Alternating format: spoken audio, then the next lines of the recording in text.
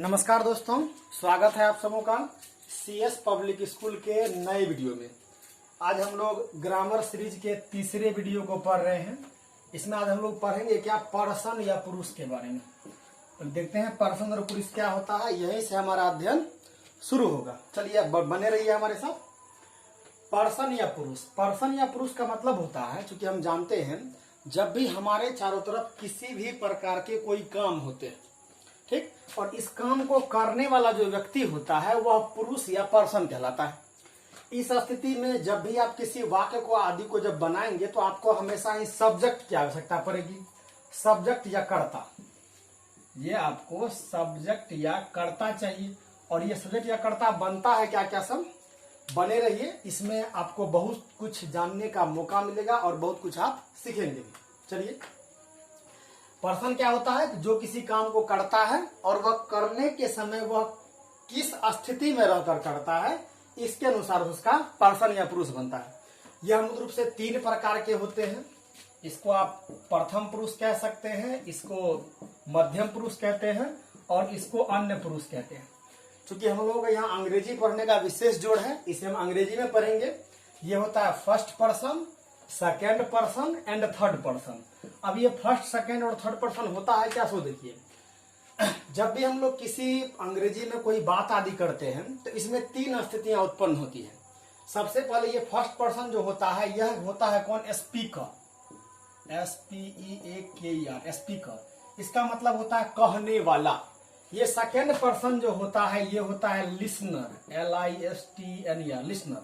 Listener का मतलब सुनने वाला। और थर्ड पर्सन होता है द हुम विच अबाउट से समथिंग, यानी कि वह जिसके बारे में कुछ कहा जाए उसे हम लोग थर्ड पर्सन कहते हैं। जैसे मान लीजिए मैं यहां से बोलता हूं, मान लीजिए कि मोहन एक लड़का है, तो मैं बोल रहा हूं यहां पर, तो मैं हूं यहां पर फर्स्ट पर्सन। हम जानते हैं आई का मतलब भी मैं होता है, वी इसका मतलब होता है हम लोग।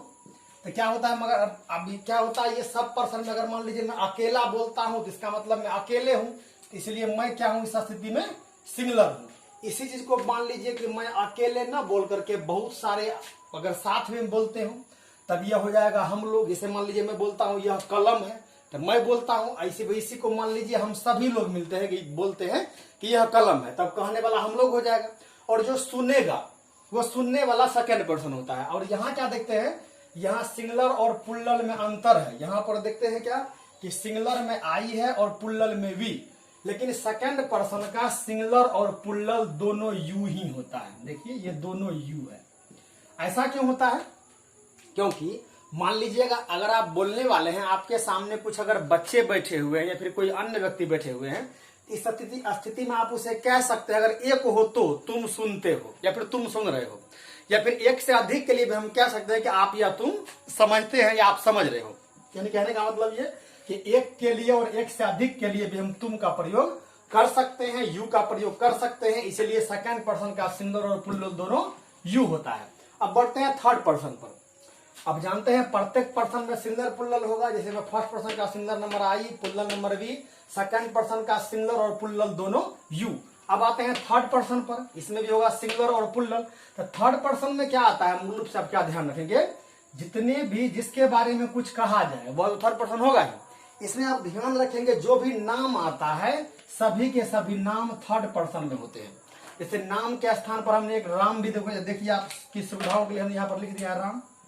ये राम को देख करके भी आप पता कर सकते हैं कि ये थर्ड पर्सन में होगा।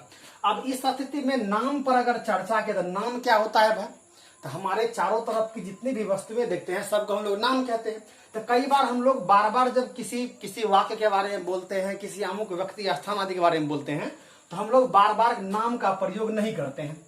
नाम के बदले में कुछ और ही प्रयोग कर लेते हैं। और हम लोग जानते हैं नाम के बदले में जो प्रयोग करते हैं उसको सर्वनाम या अंग्रेजी में उसे प्रोनाउन कहते हैं।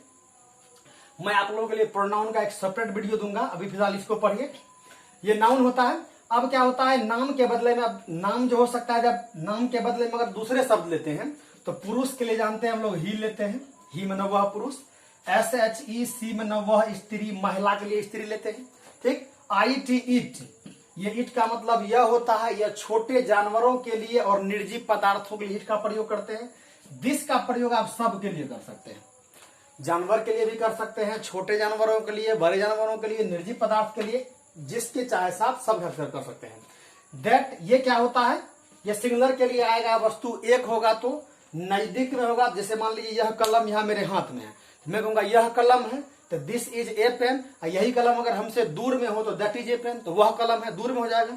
इस प्रकार से ये सभी के सभी थर्ड पर्सन सिंगुलर नंबर में आ जाएंगे। आपको यहाँ पर ध्यान रखना है कि जो भी नाम चाहे आपका खुद का नाम ही है तो वह भी क्या है, थर्ड पर्सन सिंगुलर नंबर में। इस तरह से आप अपनी चारों तरफ की विभिन्न वस्तुओं को देख ले, जिसका भी नाम के बारे में चर्चा करेंगे, और अंग्रेजी ग्रामर पर जब उसको पढ़ेंगे तो वह भी क्या हो जाएगा, थर्ड पर्सन और सिंगुलर नंबर। फिर क्या होता है इसके बाद प्लूरल नंबर। यहाँ पर क्या है, मोर देन वन नेम, यानी कि एक से अधिक नाम। सीधा हमने पढ़ा हुआ है कि अगर एक से अधिक होगा तो बहुवचन हो जाएगा। इस स्थिति में जैसे क्या दिया हुआ है, राम एंड मोहन, यानी कि राम और श्याम, तो दो नाम है तो हम कह सकते हैं यह बहुवचन का बोध करवाएगा। फिर क्या होता है, हम लोग जानते हैं कि जिस प्रकार से हम लोग अगर एक वस्तु अगर अकेले हो और एक वस्तु अकेले रहने के साथ वस्तु अगर नजदीक हो तो उसे कहते हैं यह। इसी प्रकार से मान लीजिए अगर एक कलम है तो यह कलम, और अगर एक से अधिक कलम है तो ये सभी कलमें हैं। इस स्थिति में ये क्या होता है, ये दिस का बन जाता है आपको दिज, ये सब, ठीक है। और इसी प्रकार से ये सब कलम है जिसमें आर लगाते हैं। इसी प्रकार से मान लीजिए कलम नजदीक में है तो ये सब कलमें हैं, और मान लीजिए इसी कलम को मैं दूर में कर देता हूं तब क्या कहेंगे, वे सब कलमें हैं। इस स्थिति में दिज के स्थान पर तब दो हो जाता है, और दे का मतलब वे या वे लोग होते हैं। जैसे मान लीजिए कि वह लड़का है तो दैट इज ए बॉय, और वे लड़के हैं तो दे आर बॉयज। इस तरह से इसका प्रयोग होता है। अब तो हम लोग जान गए कि पर्सन क्या होता है। अब इसके प्रयोग क्या क्या होते हैं, तो इससे हम लोगों को मूल रूप से भी तीन प्रकार की चीजों को पढ़ना होता है। पहला क्या होता है, तो पहला होता है इसमें क्वालिटी, या क्वालिटी को कई बार प्रॉपर्टी भी कहा जाता है। क्वालिटी या प्रॉपर्टी पहला इससे बताते हैं। दूसरा इससे बताते हैं क्या, OWNER, ऑनरशिप। ऑनरशिप का मतलब होता है मालिकाना हक दिखाना। और तीसरा होता है स्टेटस। स्टेटस का सबका मैं हिंदी लिख देता हूं आप लोगों को सुविधा हो इसके लिए। ये क्वालिटी या प्रॉपर्टी इसका मतलब होता है गुण। ये ऑनरशिप इसका मतलब होता है स्वामित्व, और ये मालिकाना हक भी कह सकते हैं। और स्टेटस का मतलब होता है दशा, ठीक है। जब ये इन तीनों चीजों को जब बताना होता है कब कब जी, तो इसको हम लोग, आप इसे वर्तमान में कह सकते हैं, यानी कहने का मतलब प्रेजेंट में, वर्तमान में। इसके साथ साथ या इसे आप भूत में भी ले सकते हैं, ठीक है। यानी कहने का मतलब है कि जब हमें वर्तमान में क्वालिटी या प्रॉपर्टी यानी गुण बताना होगा तो इसका हम लोग प्रयोग कर सकते हैं। ऑनरशिप स्वामित्व बताना होगा तब इस चार्ट का प्रयोग कर सकते हैं। और स्टेटस अगर दशा बताना होगा तो भी इसका प्रयोग कर सकते हैं। अब हम लोग बारी बारी से देखेंगे कि ये होता है किस किस समय में, तो ये वर्तमान में हो सकता है और भूत में हो सकता है। चलिए हम लोग बारी बारी से इसको पढ़ते हैं कि ये हमें क्वालिटी और प्रॉपर्टी कैसे बताना है, ऑनरशिप स्वामित्व कैसे बताना है, और स्टेटस ये दशा क्या होते हैं। बने रहिए हमारे साथ। अब मैं इसे मिटाना चाहूंगा। अगर आप चाहे तो आप इसका नोट्स आदि बना सकते हैं, स्क्रीनशॉट आदि ले सकते हैं। मैं मिटाता हूं अब इसे। चलिए पहले हम बात करते हैं वर्तमान काल के लिए कि वर्तमान में जब इसके लिए कुछ करना होगा तो क्या करेंगे। चलिए, तो वर्तमान को हम कहते हैं अंग्रेजी में प्रेजेंट, PRESENT। जब प्रेजेंट, जब वर्तमान में कुछ भी कहना होगा तो क्या करेंगे। तो वर्तमान के लिए आप बस थोड़ा सा नियम होता है, आप ध्यान रखेंगे, आपको इसमें कहीं दिक्कत नहीं होगा। जब भी वर्तमान में कुछ भी कहना होता है तो इस आई के साथ हम लोग मिला देते हैं क्या, एम। इस वी के साथ जोड़ देते हैं हम लोग आर। इस यू के साथ भी जोड़ देते हैं आर। ये जितना भी थर्ड पर्सन सिंगुलर नंबर में है इन सबों के साथ हम एक साथ जोड़ देते हैं IS इज।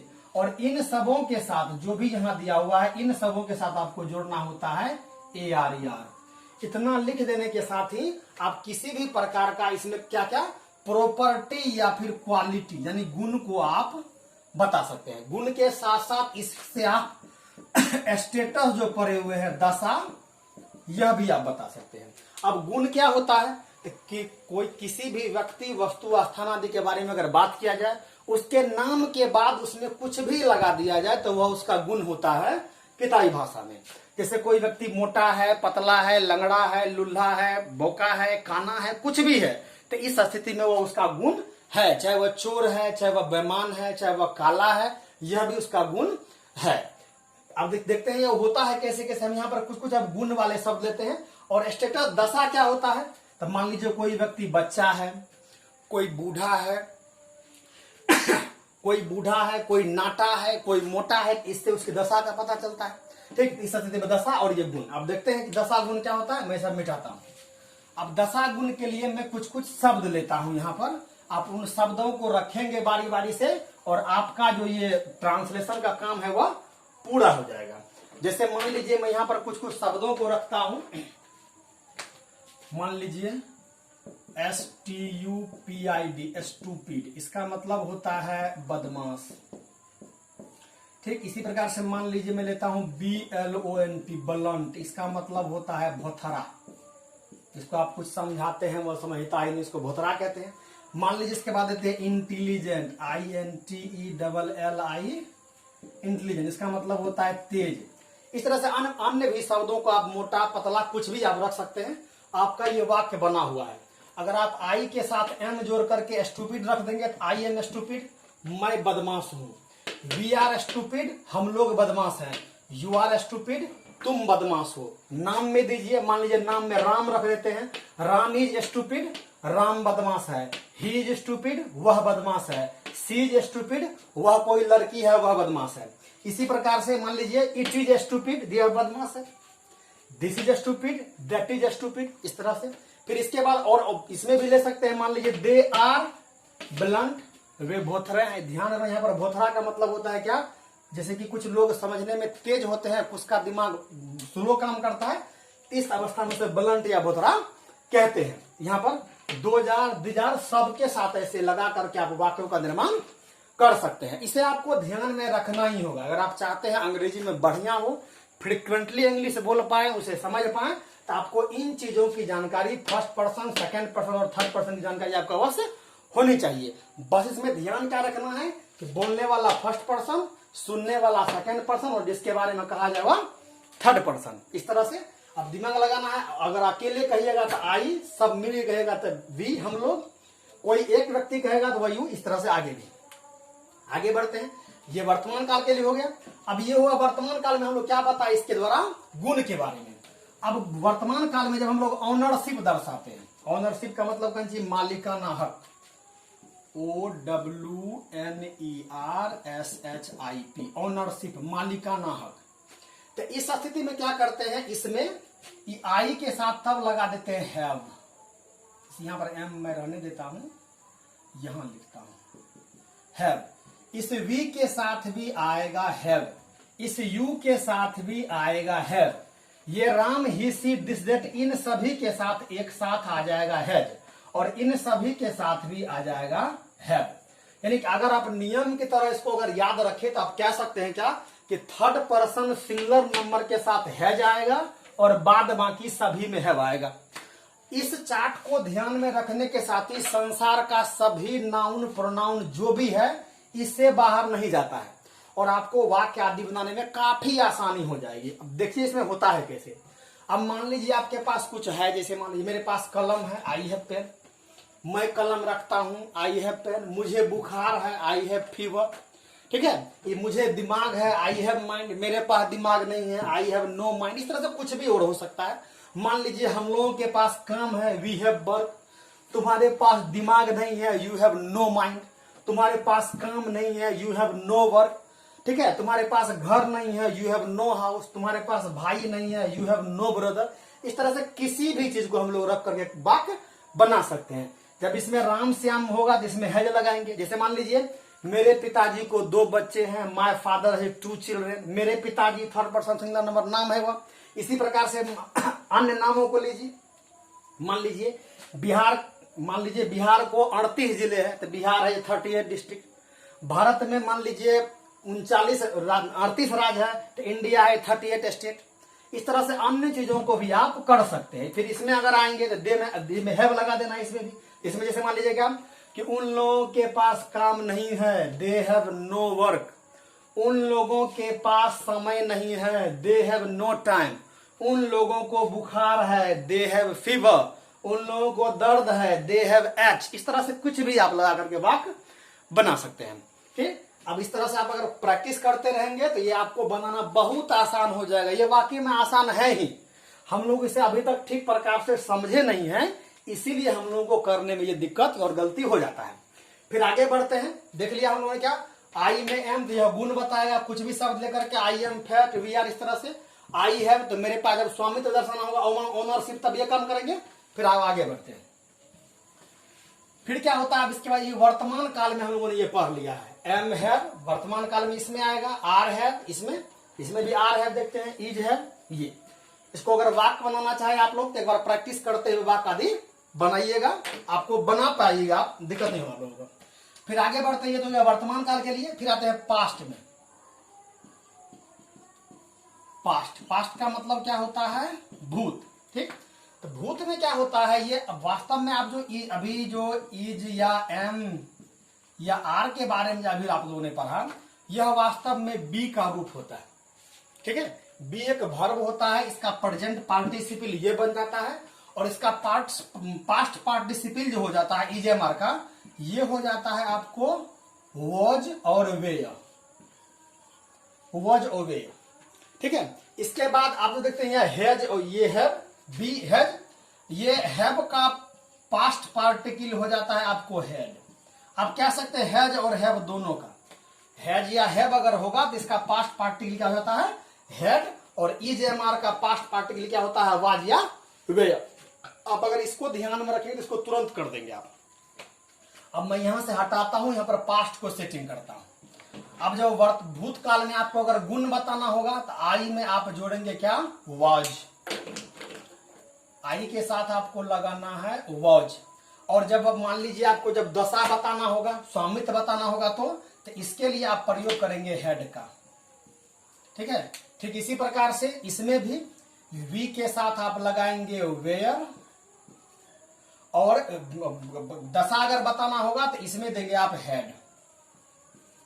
इसमें ये हैव को हटाइए, यहां पर भी कर दीजिए, पहले आर लगता था तो यहां पर कर दीजिए यू वेयर, इसके बाद हेड। इसी प्रकार से इसमें इज लगता था तो इज को कर दीजिए वाज, और हैज को कर दीजिए हेड। इसी प्रकार से इसमें आर और हैव लगता था तो इसमें कर दीजिए वेयर, और इसमें कर दीजिए हेड। अब आगे बढ़ते हैं इसको प्रैक्टिस सेशन में। अब पहले क्या देखते थे हम लोग, इज एम आर ये वर्तमान के लिए लेते थे हम लोग, वर्तमान, और वाज वेयर किसी के लिए लेते हैं, भूत के लिए। यानी कि भूत में जब आपको वही चीज दिखाना होगा, क्या चीज जी, क्वालिटी या प्रॉपर्टी, दोनों का मतलब गुण होता है। अब जैसे मान लीजिए भूतकाल में कोई गुण लेते हैं, मैं मोटा हूं तो आई एम फैट, पहले के अनुसार से मैं मोटा था, आई वाज फैट। अब मान लीजिए हेड का प्रयोग कहां कर देते हैं हम लोग, कि जब आपको भूतकाल में स्वामित्व दिखाना था। जैसे मान लीजिए मेरे पिताजी को हाथी था, माय फादर हैड एलिफेंट, इस तरह से यहां आ जाएगा। मान लीजिए मेरे पास घर था, आई हैड हाउस, अब नहीं है, आई हैड हाउस। इसी प्रकार से मान लीजिए मेरे पास मान लीजिए बहुत पैसा था, आई हैड मच हाउस। इस तरह से अन्य चीजों में भी मान लीजिए वी के साथ है वेयर, मान लीजिए हम लोग नेता थे, वी वेयर लीडर। हम लोग छात्र थे, वी वेयर स्टूडेंट। हम लोग मजदूर थे, वी वेयर लेबरर्स। इस तरह से फिर वी में हेड, अब जानते हैं गुण बताएंगे तो वेयर का प्रयोग करना है, और गुण के साथ अगर दशा लेंगे तो हेड लगाना है। जैसे मान लीजिए हम लोगों के पास काम नहीं था, वी हैड नो वर्क। हम लोगों के पास कुछ भी नहीं था, वी हैड नथिंग। यानी कि था आएगा तो आप गुण स्वामी बताने के लिए हेड लगाना है। फिर यू में वेयर, मान लीजिए तुम शिक्षक थे, यू वेयर टीचर। तुम लाचार थे, यू वेयर हेल्पलेस। तुम मूर्ख थे, यू वेयर फूल। ठीक इसी प्रकार जब आपके तुम्हारे पास जब कोई भूतकाल में कुछ स्वामित्व वाला काम हो, जैसे मान लीजिए तुम्हारे पास कलम नहीं था, यू हैड नो पेन। तुम्हारे पास पिताजी नहीं था, यू हैड नो फादर। तुम्हारे पास भाई नहीं था, यू हैड नो ब्रदर। तुम्हारे पास पैसा नहीं था, यू हैड नो मनी। इसी प्रकार जब इसमें देंगे तो इसमें भी हेड, वाज और हेड। जैसे मान लीजिए राम लड़का था, राम वाज वह शर्मिली थी, सी वाज से का मतलब शर्मिली होता है। इसी प्रकार से मान लीजिए वह छोटा था, इट वाज स्मॉल। ठीक है, इसी प्रकार से और भी लगा सकते हैं। और जब इसी प्रकार से जब स्वामित्व दर्शाना होगा तो हेड लगा देंगे। हेड सब में लगता है हेड। जैसे मान लीजिए राम के पास कुछ भी लीजिए, राम के पास बहुत सारे किताबें थी तो राम हैड मेनी बुक्स।